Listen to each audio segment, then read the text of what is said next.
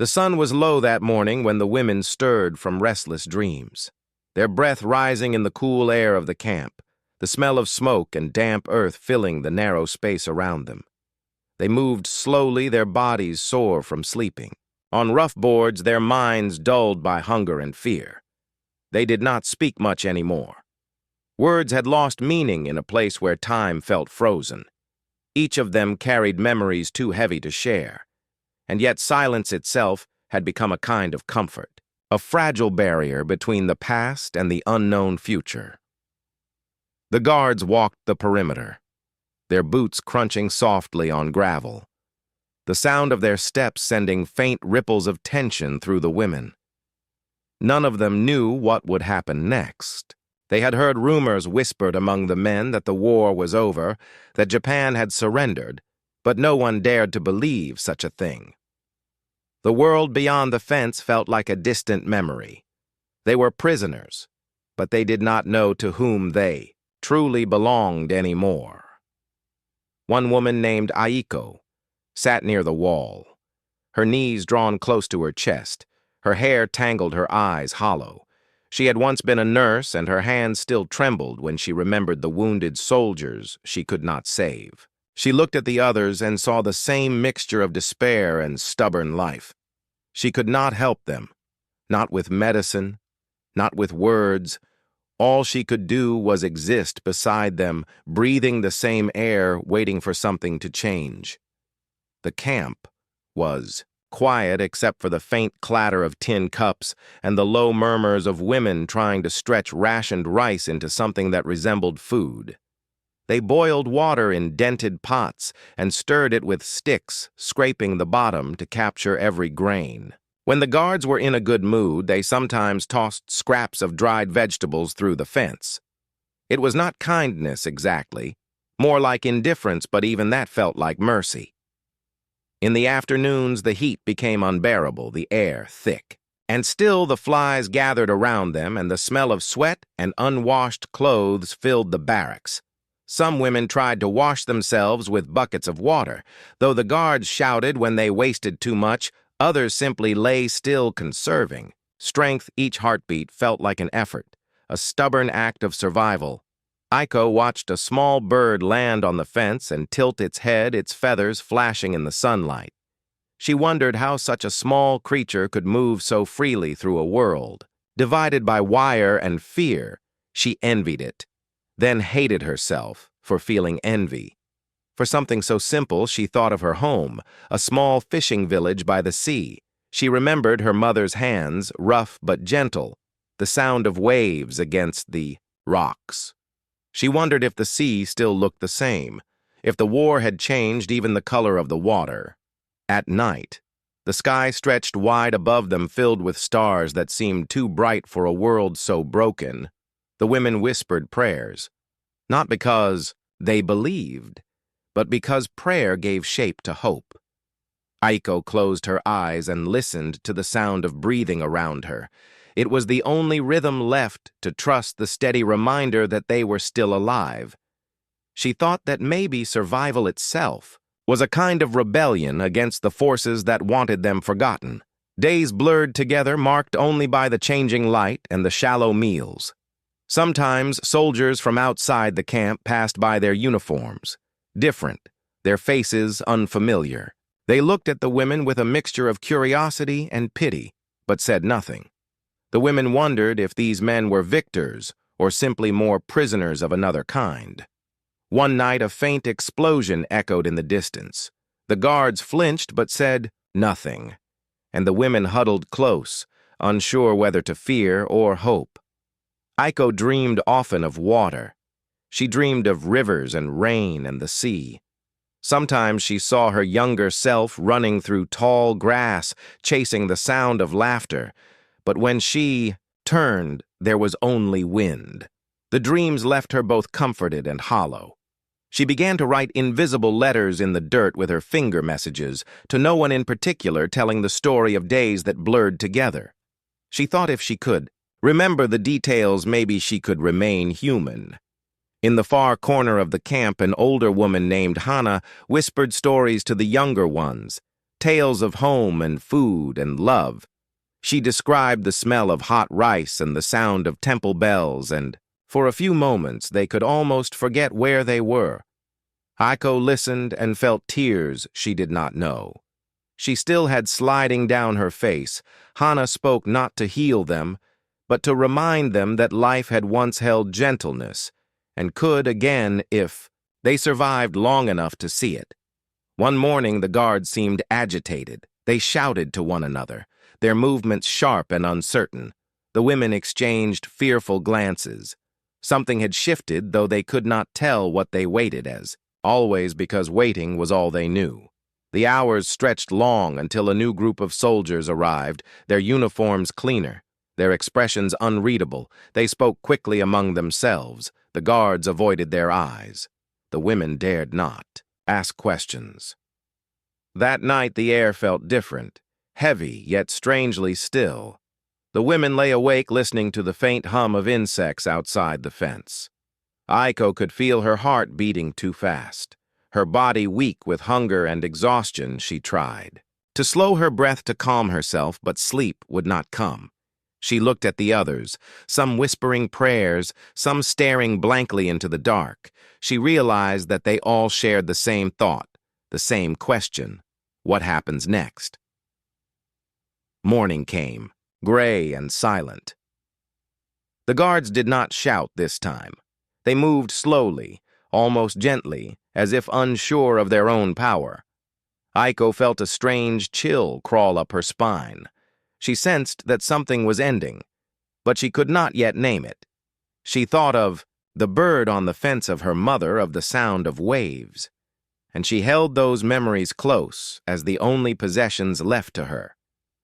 When the gates finally opened, the women stood uncertain, too afraid to hope they saw officers speaking near the entrance. The words carried faintly across the yard. One phrase repeated again and again: "Peace, surrender, go home." The women looked at each other, unable to comprehend, and then one of them fell to her knees, gasping as if struck by a blow. Aiko felt her legs, weak in the world, tilting around her, though the meaning had not yet reached her heart. Somewhere inside she understood that she might live, and for the first time in years, she felt the faint warmth of the sun, not as an enemy, but as a promise. She closed her eyes and let the light touch her face, unsure whether to weep or to breathe. She did both at once, and in that moment, without sound, without certainty, she began to believe in life again. The sun rose slowly over the camp, as if uncertain whether it should shine on such a place.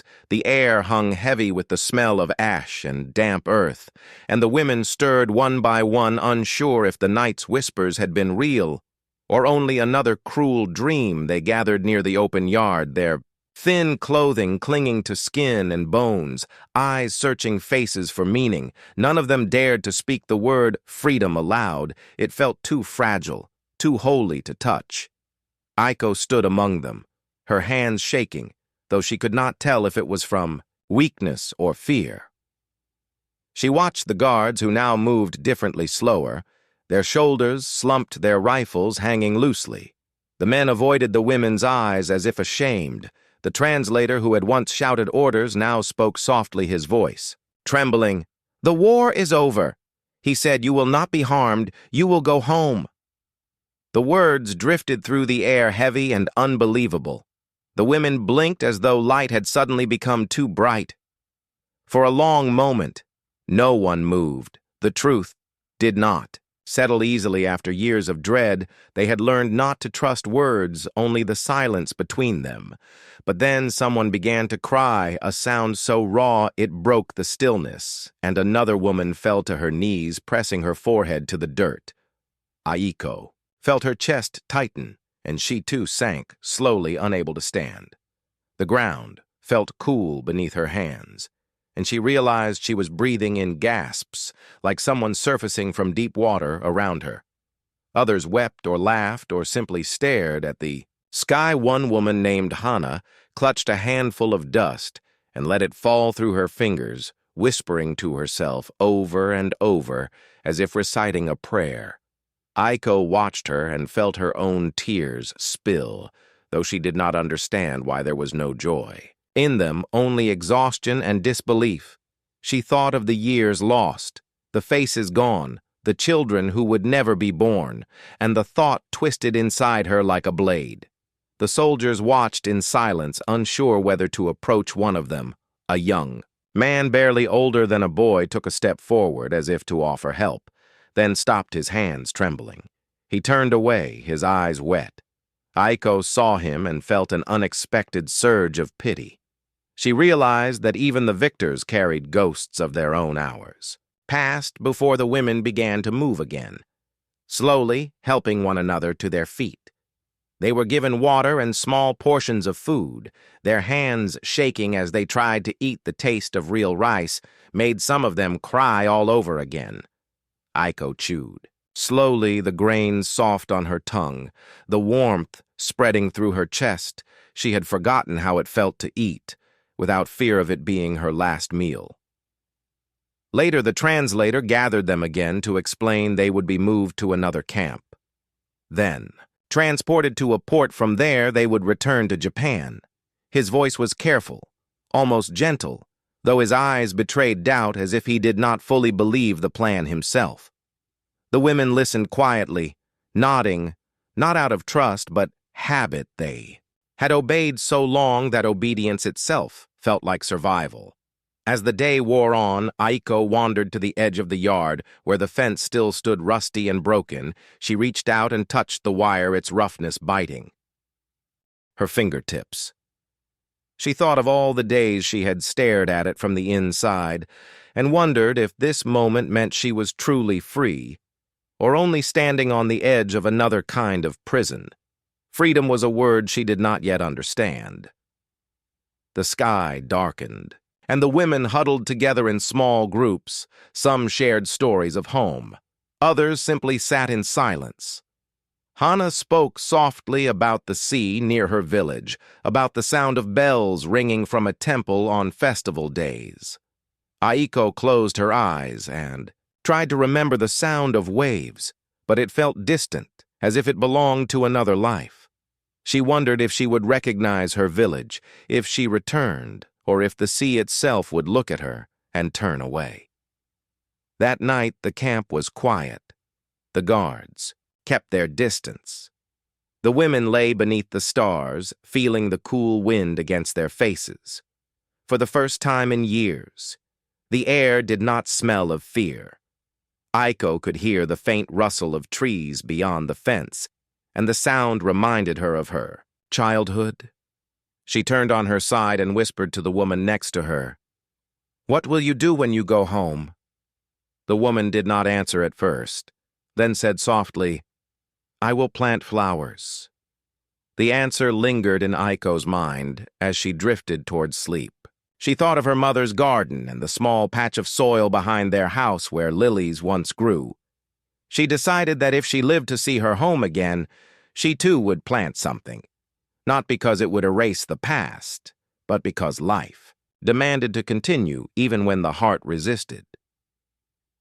The next morning, trucks arrived to take them away. The rumble of engines startled the women who had grown used to silence the soldiers, gestured for them to climb aboard. Some helped the weaker ones, though their touch was hesitant. Aiko climbed into the back of a truck and looked around at the faces beside her. They were strangers bound together by suffering and survival. She wondered if they would ever see one another again when this journey ended. As the trucks rolled away from the camp, a gust of wind lifted dust into the air. Aiko looked back through the open gate, the place that had been their prison growing smaller until it disappeared behind a bend. She felt no triumph, only emptiness, a space where fear had once lived, now hollow and echoing. She realized that freedom was not a single moment, but something she would have to learn, slowly, perhaps painfully. They drove for hours through roads lined with trees and fields, scorched by war. The villages they passed were half destroyed, smoke rising from distant roofs. Some people stared as the trucks went by, others turned away. Aiko saw a group of children playing in the dirt, laughing despite the ruins, and she felt a strange warmth stir within her. Maybe life would grow again, even from the ashes. When the convoy stopped for the night, they were given blankets and more food, though the rations were meager compared to the promise of freedom. The women ate quietly under the open. Sky Aiko lay awake watching the stars. She tried to count them, but her eyes blurred with tears. She thought of all who had not lived to see this night and whispered their names into the dark one by one, her voice barely a breath. She did not know what waited at the end of this road, but for the first time she did not feel paralyzed by fear. Instead, she felt a fragile kind of peace, something small and trembling, but real. She turned her face to the wind and let it carry her breath away into the night, her heart whispering words she could not say aloud. We are still here. We are still alive. The trucks rolled through the countryside, carrying the women farther from the camp that had been their prison and deeper into a world they no longer recognized. The roads were rough and broken, and the wheels bounced over the scars of war. The women sat close together, wrapped in thin blankets, their faces pale in the morning light. They did not speak much. The rhythm of the engine and the whisper of wind against the metal were enough to fill the silence, each of them lost in thoughts that reached backward toward what they had lost and forward toward what they could not yet imagine. Aiko watched the passing fields through a small crack in the canvas cover. The land stretched endlessly, brown and gray, dotted with ruins of houses and the skeletons of trees. She thought it strange that the earth could look both dead and alive at the same time. Sometimes she saw farmers working the soil, their heads bowed, their movements slow and deliberate, as if the act of planting seeds itself was a prayer for renewal. She wondered if they too carried ghosts, if the soil remembered the sound of war. They stopped at a small village near a river, where soldiers handed out cups of water. The villagers gathered at a distance, staring quietly at the women in the trucks, some faces curious, others wary. A few offered food, small bundles of rice or dried fish. The soldiers allowed it, and the women accepted with trembling hands, bowing slightly in thanks. Aiko tasted the river water, cold and clear, and felt it slide down her throat like a promise she could not yet believe. As evening fell, the trucks resumed their journey. The sun dipped below, the horizon painting the sky in bruised shades of purple and red. Aiko thought of her home again, of the sea turning gold at sunset. She remembered her father standing on the dock waving goodbye the day she left to serve as a nurse she had promised to return strong and proud, and now she wondered if he would even recognize her thin face and hollow eyes. She touched her chest and whispered to herself, "I am still me," though she was not sure if it was true. That night they slept on the floor of a warehouse near the coast. The building smelled of salt and oil, and the air outside carried the cries of seabirds. The women lay close together, their bodies forming a patchwork of exhaustion and relief. Aiko could not sleep. She rose quietly and walked to the doorway where she could see the faint shimmer of the ocean under the moonlight. The sight struck her like a blow. It had been years since she had seen the sea, and for a moment she felt both joy and sorrow crash through her like waves. She wanted to run to the water to touch it, but the guards kept watch and she stayed where she was, letting the sound fill her instead. The next morning brought orders to board a ship that would take them to Japan. The women lined up on the dock, their clothes fluttering in the wind. The sea stretched before them, endless and bright. The ship loomed gray and heavy, its deck crowded with soldiers and supplies. Aiko hesitated as she placed her foot on the gangway, afraid that this new journey might carry her into another kind of captivity. But Hana touched her shoulder and whispered softly, "It is time," and together they climbed aboard. The voyage was long. The sea, rough and restless waves, slammed against the hull, and the ship groaned like a living thing. Many women became ill. their stomachs empty and their bodies too weak to fight the motion. Aiko spent hours sitting on the deck wrapped in a blanket, staring at the horizon. Sometimes she thought she saw shapes in the distance, islands or clouds that looked like mountains, but they always faded into mist. She began to count the days by the rising and setting of the sun, though time no longer felt real. At night, she listened to the sound of the sea and thought of the men who had not returned, of the friends lost to hunger and fever in the camp. She whispered their names to the wind, believing somehow the sea would carry them home before her. She did not cry. She had no tears left, only a quiet ache that filled the spaces where grief had once lived. On the fifth day, land appeared faint and gray on the horizon. Someone shouted, and the sound spread through the ship like fire. The women rushed to the rail, clinging to one another, laughing and crying. At the same time, Aiko felt her knees, weakened the sight of the coastline, made her heart beat faster.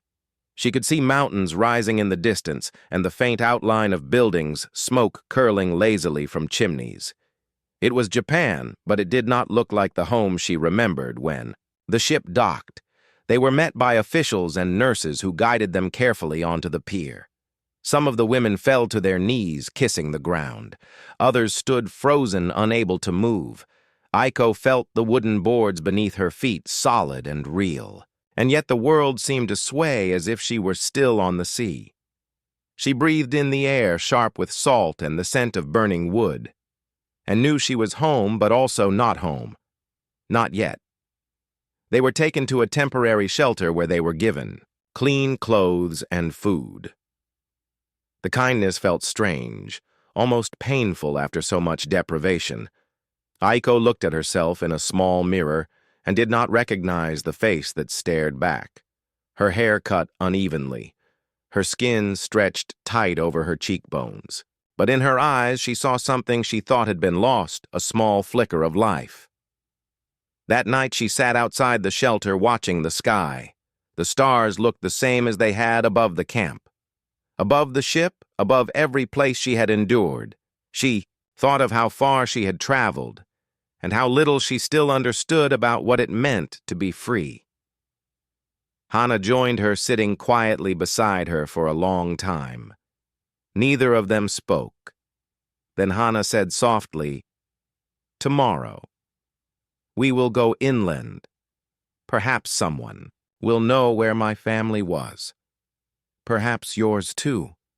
Aiko nodded, though she was not sure she wanted to find anyone. She feared the emptiness that might greet her more than she had feared death itself.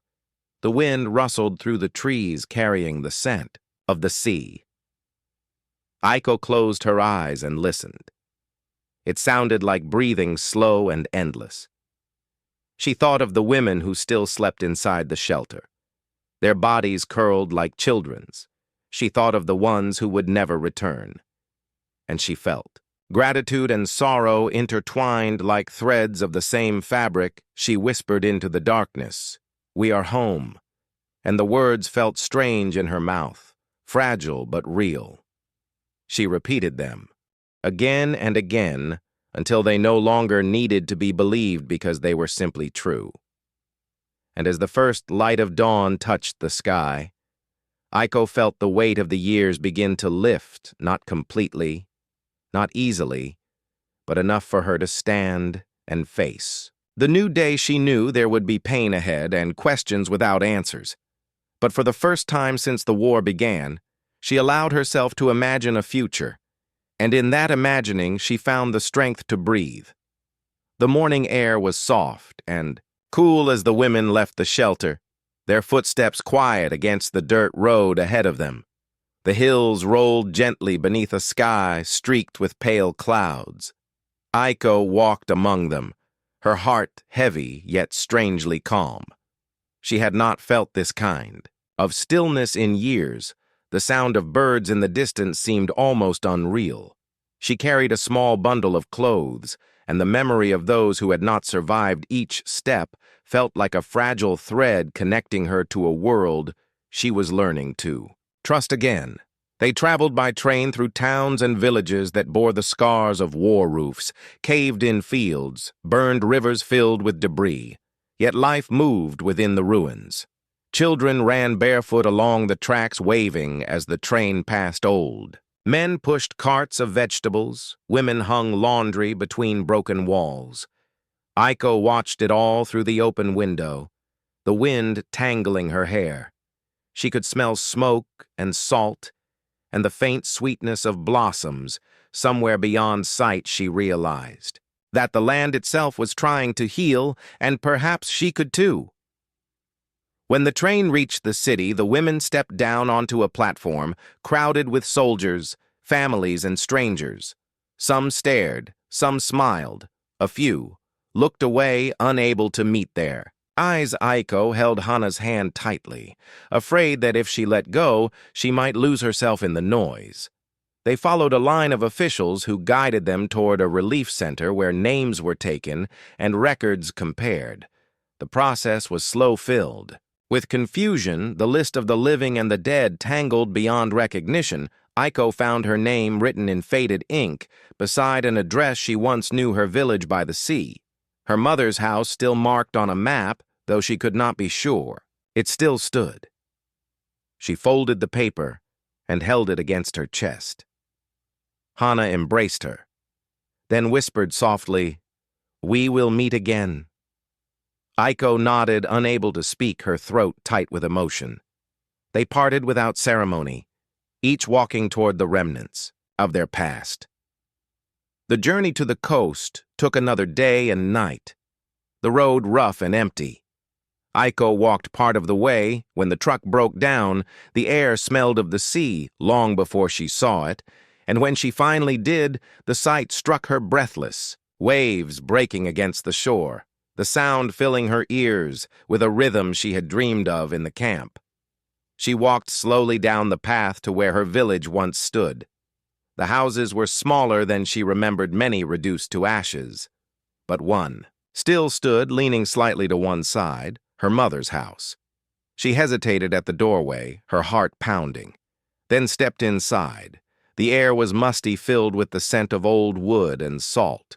She called out softly, but only silence answered. She found a photo on the wall, faded and cracked. Her parents smiling, younger than she had ever seen them. She pressed her fingers to the glass and closed her eyes. The tears that came were quiet, steady cleansing. Outside, the sun was setting, turning the sea to gold. Aiko stood at the water's edge, her feet sinking into the cool sand. She thought of the women still searching, of Hana planting flowers somewhere inland. She bent down, picked up a smooth stone, and held it tightly, then let it fall into the waves, watching it disappear beneath the surface. She whispered words the sea carried away. "Thank you for letting me live." The tide rolled in around her ankles, gentle and unending, and in that moment she felt her heart begin to mend, not in joy, but in acceptance. She was alive, she was home, and though the world had changed beyond recognition, she knew she would find a way to belong to it once more.